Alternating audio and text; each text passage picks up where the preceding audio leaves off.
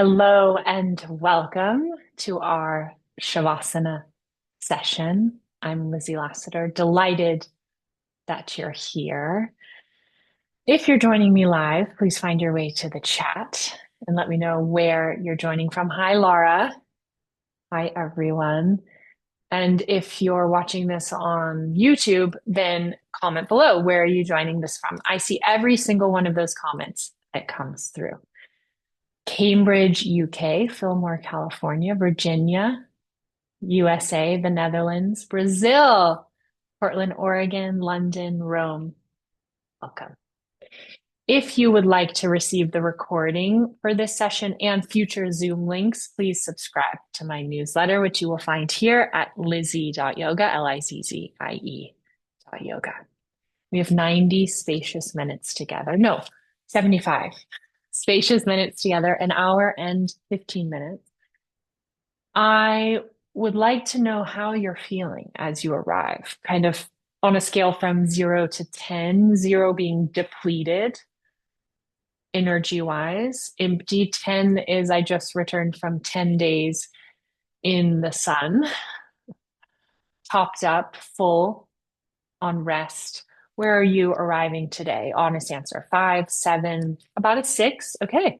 5, 6, 6, 3, maybe 4, 5, 8, 7, 3.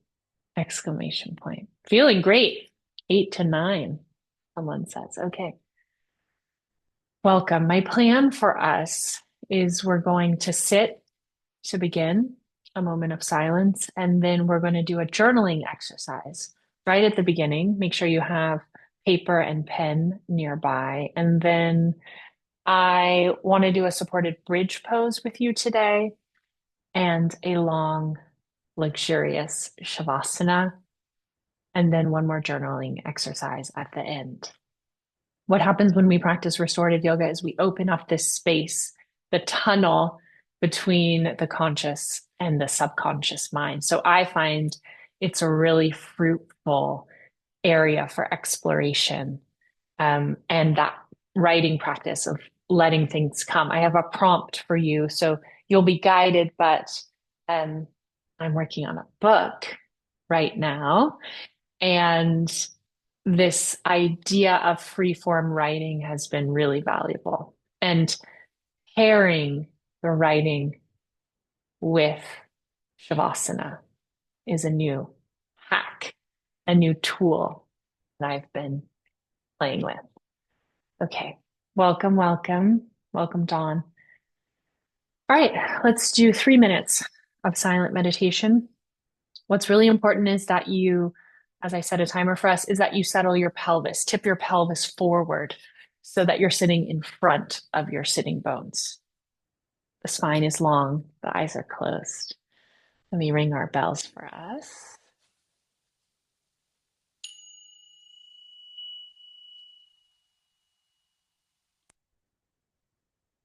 And here we go. There's nothing to do here except for close your eyes, bring your attention back down and into the body, and take stock of what is here as you're arriving in today's class.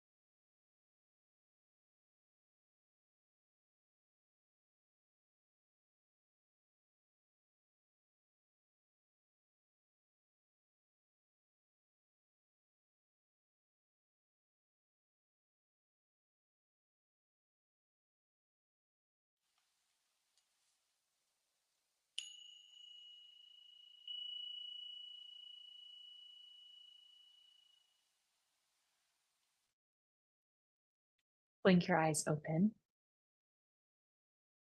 My theme for us today is something that I heard in an audiobook that I'm listening to, which I highly recommend. Let me show you what it looks like. It's by Marina Abramovich, she's a performance artist.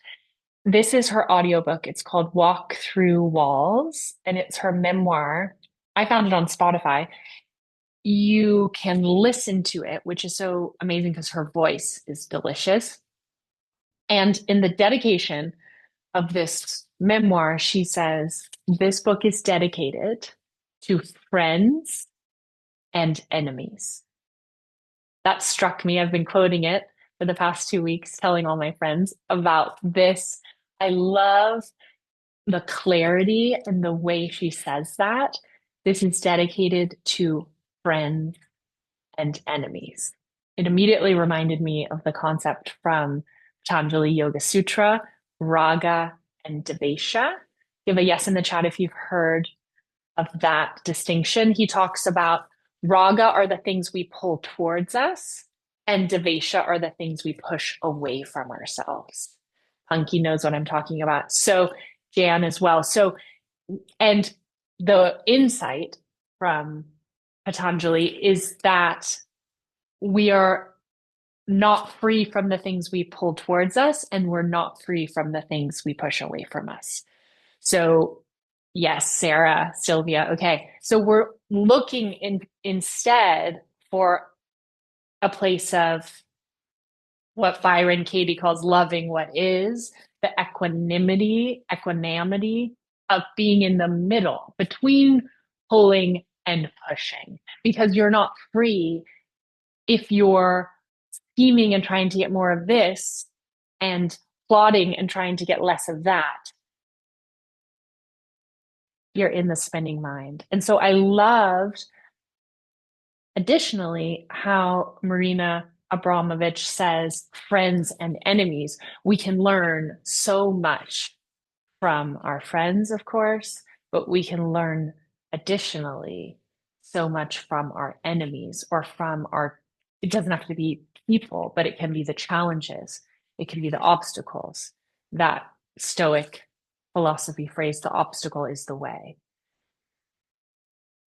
So that is our principle, our theme, our guiding direction for today's class, opening ourselves up to the enemies. First journaling exercise of the class. I'm going to set a timer for us. And the prompt is, what needs my attention? Let me put up a timer on the screen, see if I can find that.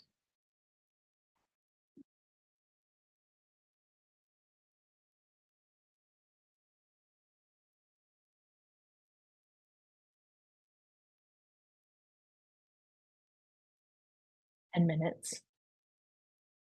And we'll start now. Silence for you. What needs my attention? If you get stuck, just keep writing. Pretend you're being paid by the word. If you don't know what to write, you can write your grocery list. It doesn't matter if you wander away from this. It's about listening, not talking, receiving. What needs my attention?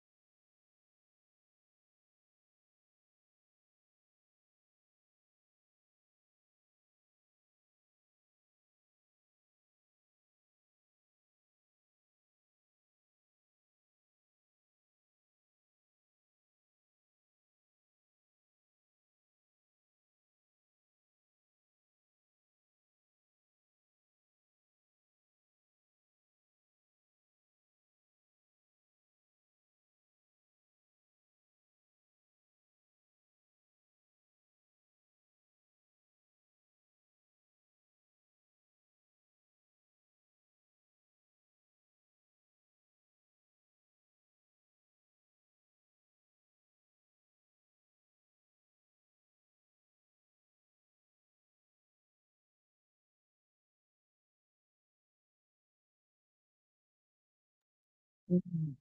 Okay, we're back together again. Let me find the chat. I would love to see something, someone be brave. Hopefully, a few of you will be brave and tell me something that appeared on the page that you learned or that bubbled up that you were surprised about as you were writing. What needs your attention right now?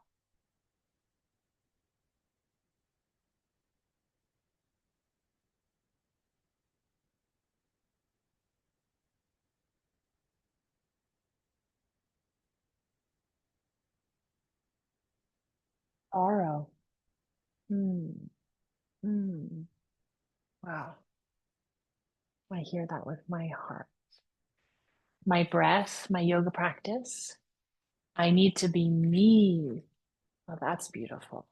My sadhana, my practice. Jan Feb viewing of large visible planets in the sky needs my attention. Okay, yes, yes, yes. Me! Exclamation point. Yes, I love that. My right knee. My anxiety needs to be really looked at or softened at. Self-love, opening my arms, turn up the volume of my inner voice, my inner wisdom. Yes, embracing my own potential, believing in myself, self-love, rest, self-care, being in my own bubble. That's exactly what we're going to do now when we move to the mat. Lots of things. I've been sitting with how to stay motivated, and I think I can find the motivation when I take time to sit in the moments between doing things. Yes, pausing, building in spaciousness into the schedule, into the rhythm of the day. I love that. Breath, checking in with my inner state more often rather than just running on and on. Mhm. Respect and giving voice to my feelings. The dormant parts of me, Mamta, I love that. Stillness and silence. Oh, Fame. Being okay with letting go. Absolutely. Healing my trauma from the bottom up and the top down. I love that. Calf right now. We talked about that yesterday in office hours. That mantra that Mama offered us right now. I used it today. I thought about it in a couple moments. I took a yoga class from a friend today, an active Iyengar class this morning, and it was hard. There was a few poses she left us in longer than I had expected. And I thought, right now, I'm feeling strong sensation on my outer right hip. Right now, I'm breathing into that sensation. Okay. My dogs, where the attention for them comes out of rest and time. Take time to be, to age gracefully, to be a better dad and grandpa. Yeah, I love that. We're going to take a supported back bend now. I'm going to show a few different variations. It depends on your body, which body you are bringing to the mat today.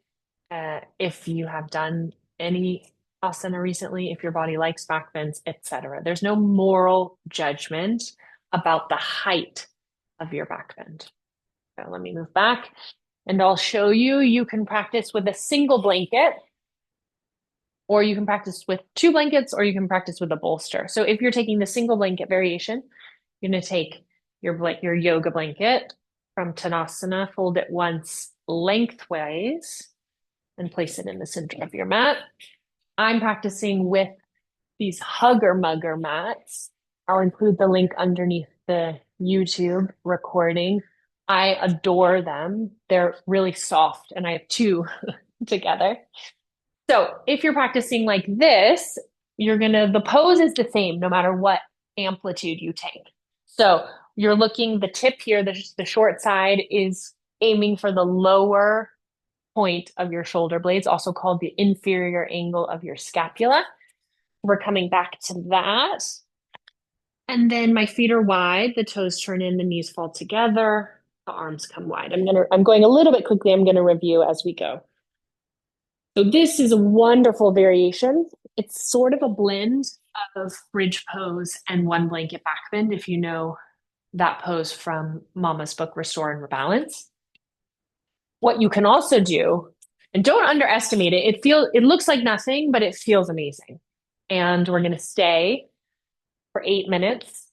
So there's time for the height, for that, even that minimal sort of 2 centimeter height of the blanket to work its magic in your body. This is the second variation. You take a blanket, fold it exactly the same way, and stack it on top of your long blanket. So you've got one, two, and you're going to do the pose over like that. I'm going to keep one blanket nearby when I get my bolster because I'm going to place the blanket on my knees. And I'm also going to get my eye cover. Covering the eyes is an essential trigger for the nervous system that we're going to rest. So I'm also going to get my socks because I want to be a warm yogi.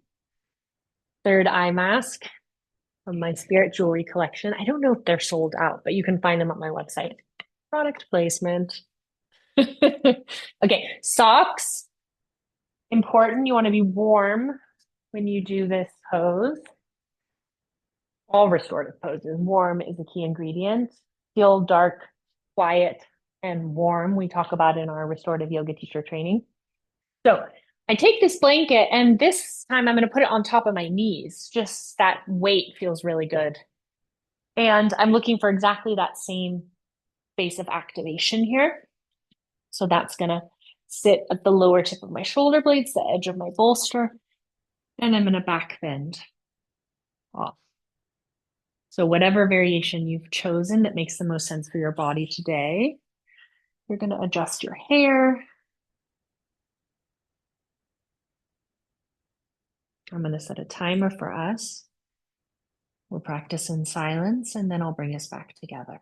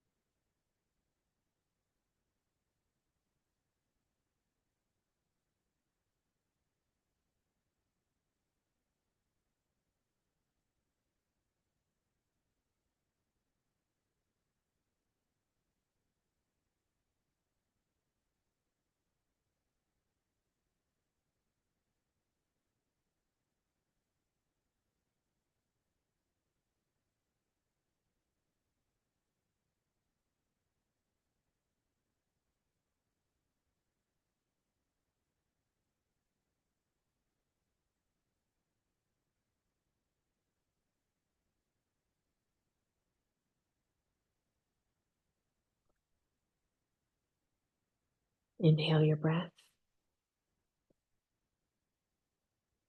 exhaling.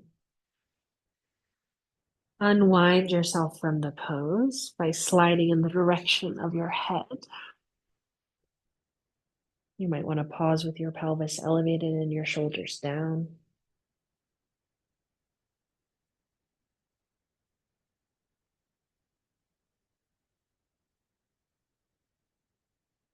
Roll yourself to the side. Transitioning slowly from the horizontal to the vertical.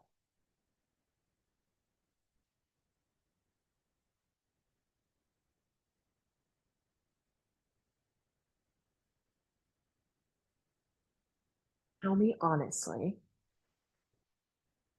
were you bored in that pose? Answer in the chat, yes or no. No judgment, but I'd love to see if you felt bored. No, says Jennifer. No, not at all. No, no. This is the thing. People who don't practice restorative yoga, when they encounter it or look at it from the outside, I'm seeing all no's. No, no, no, no, no, no. No, but my mind was a little busy. Michelle, that is the practice. Observing the mind, noticing the fact that you noticed that your mind was busy, you've already won. In German, they say this is the halbe Miete. That's half of the rent. So half of the, like when you pay rent on an apartment, that's half the rent is just noticing that your mind was busy. Okay, right now, my mind is busy. This practice is dedicated to friends and enemies. Busyness is an enemy. It's something we push away, something we don't want. Right now, my mind is busy, but that busyness is helping us to start to pay attention and to notice the quality of the mind. No, no, no. Distracted, Lisa. So normal. Yes, yes, yes. This is what I think is so interesting is that people think it's going to be boring. Or when we teach, we often have the fear that our students are bored. So we ring our bells and give them another pose and another pose and another pose. I know this feeling myself very well. I'm afraid sometimes to hold that much silence and spaciousness. So true about teaching, says Christine. Yeah. Any other teachers with us? If you know that experience, let me know in the chat if that resonates. Yeah. It's a kind of, I'm bored as a teacher sitting up there, especially because I almost never practice with you when I'm in a class. Yes, yes, reteaching. Yes. Yeah, yeah, yeah. So I often remind my restorative yoga teacher trainees, like people learning to be teachers, like your students are not bored, you're bored sitting up there. It's such a rare gift to allow ourselves to enter into this blank space of restorative practice, where we put down our phones and we don't demand anything of ourselves. We don't need to be productive. We don't need to prove or earn anything. We don't need to serve anyone or please anyone. Yeah, Sarah says, given the choice, clients often ask for silence over sound. Yeah, I think there's a bit of a speed bump when we step into the silence. Sometimes we think we want music first.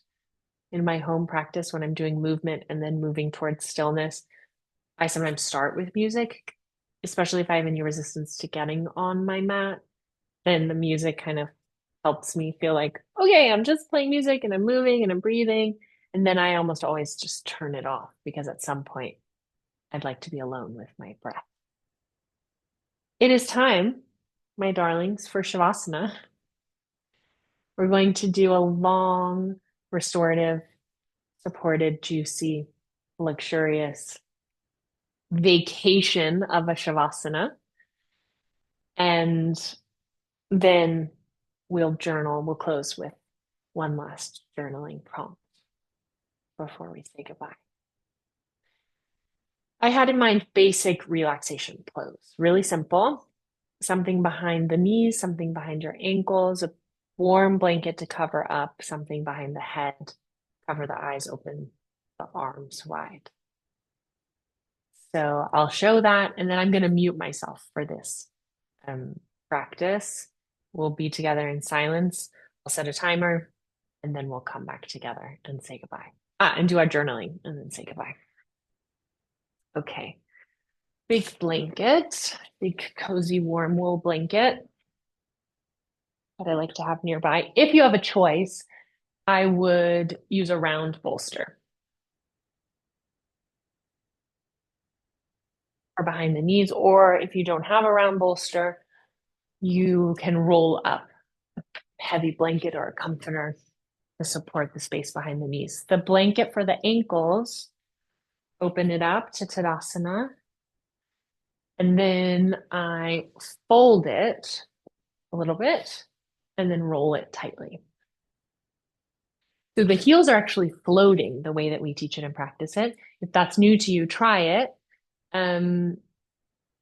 Because we're going to lie here for 15 minutes, you'll notice that I think a lot of people just aren't comfortable in Shavasana when we practice it in a kind of yoga studio context with minimal or no props.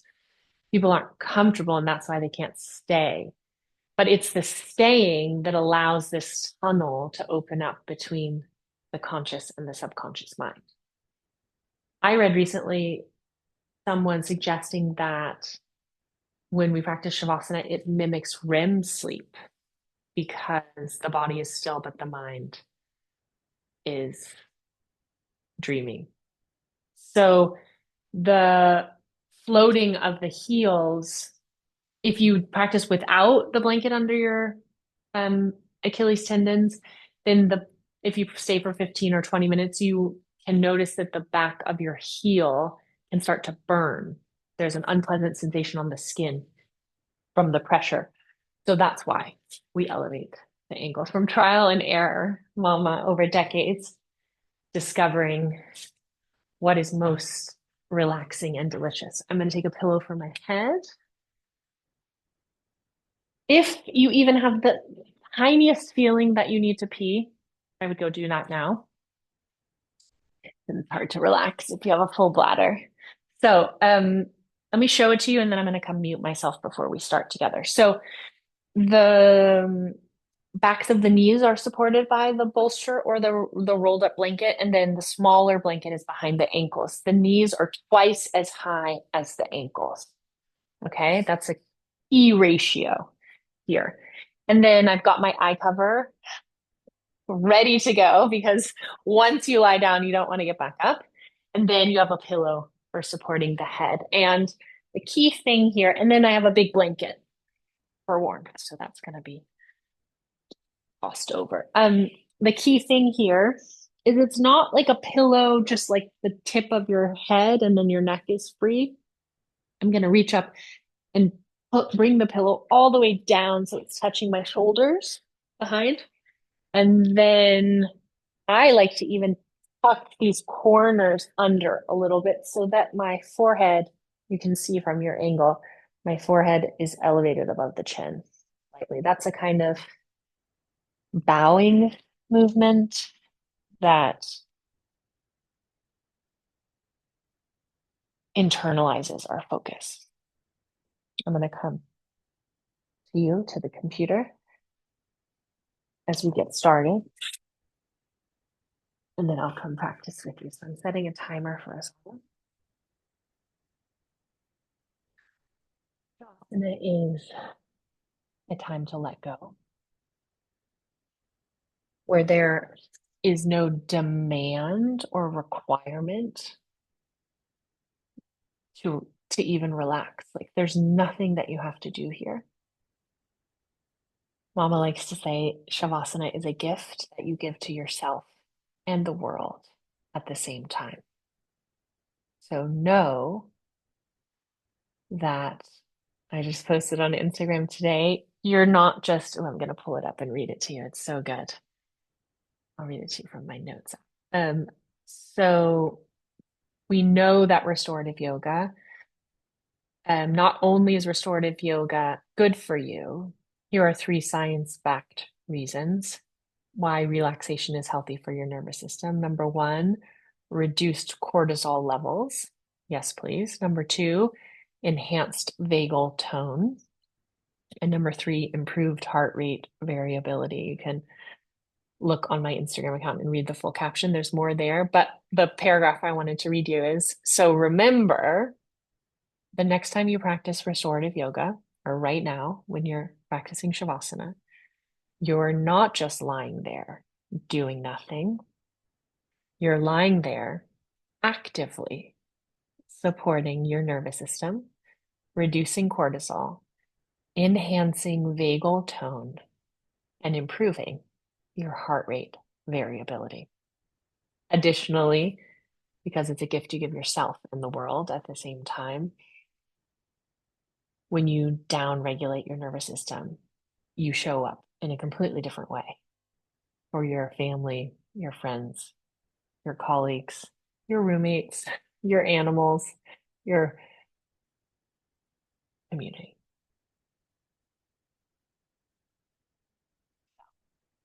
Close your eyes, cover the eyes, soften the chin, soften the jaw, soften the tongue,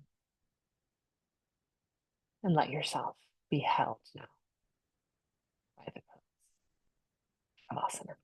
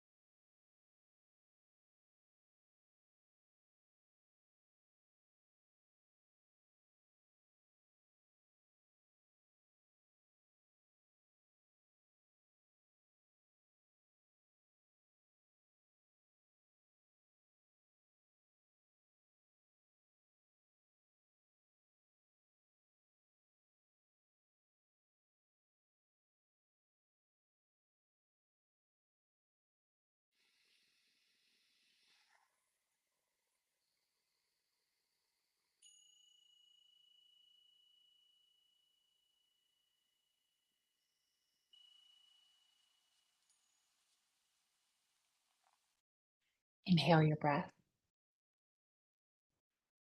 Exhaling, do nothing. And once again, inhaling. Press your lower back against the floor. Turn your toes up, your knees up to face the ceiling in case your feet have rolled out. And pressing your lower back against the floor, bend one knee and then the other, bringing your feet on top of your bolster. And pause here. A couple breaths.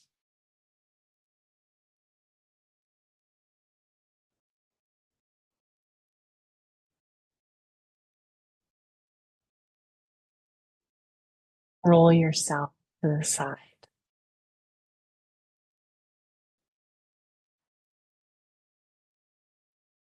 Gingerly, reluctantly, press yourself up to sitting.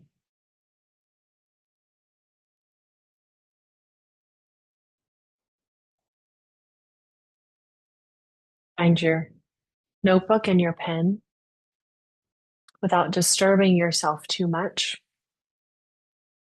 We'll move into this writing prompt. So you're going to write an affirmation for your inner child. You might start it as a letter or start listing. Affirmations are positive statements of how we want things to be, but we state them as if they already are that. Like an affirmation we might say is, I have all the money I could ever want or need. That's an affirmation. So this is now very specifically getting in touch with your inner child, soft, tender part of yourself that longs for. What does she long for? Let me set the timer for us all.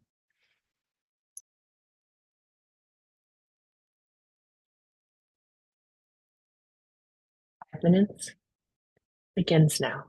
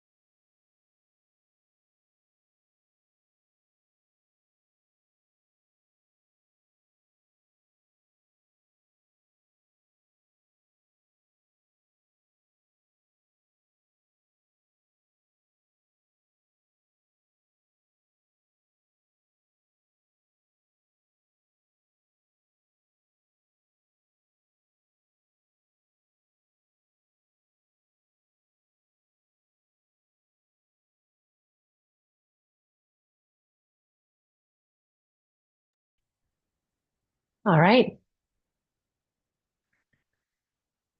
Our time together is almost up. I would love to see in the chat one affirmation that bubbled up. I wrote 20, and my favorite one is I have time to play. I didn't know that was there. So, what are yours? Let me see in the chat. I'd love to see a few from those of you who are with us live. Or if you're watching on YouTube, write it in the comments.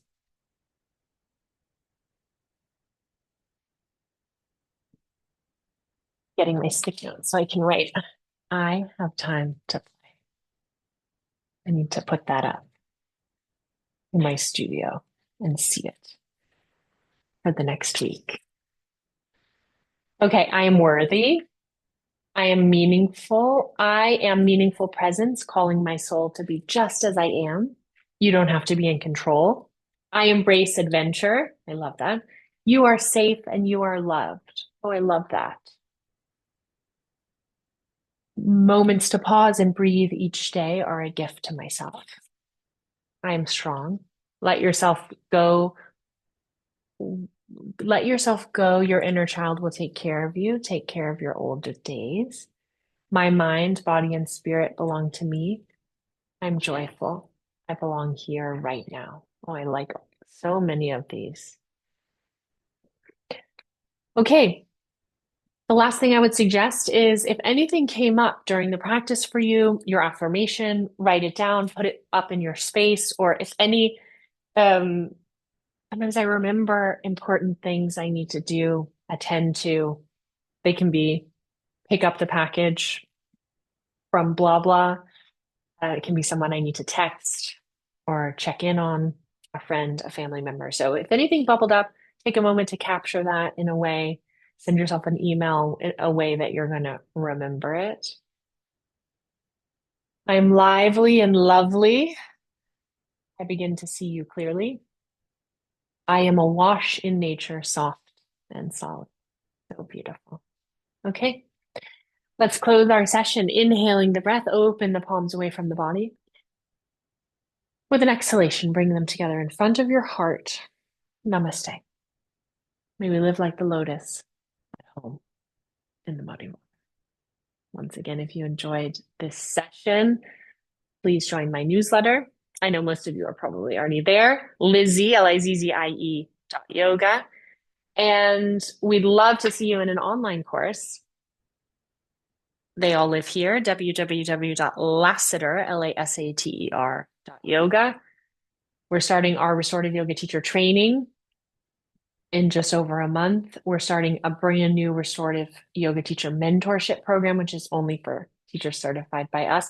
And the other thing, two other courses I was thinking about for this group that might be a good fit are Shavasana Intensive, which you can find at lasater.yoga, and our Practicing Patanjali course. It's about yoga philosophy because I mentioned Raga and Dvesha.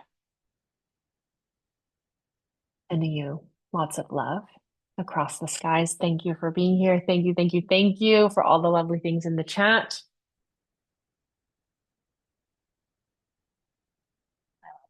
With you all, fellow Shavasana enthusiasts. Have a great rest of your day.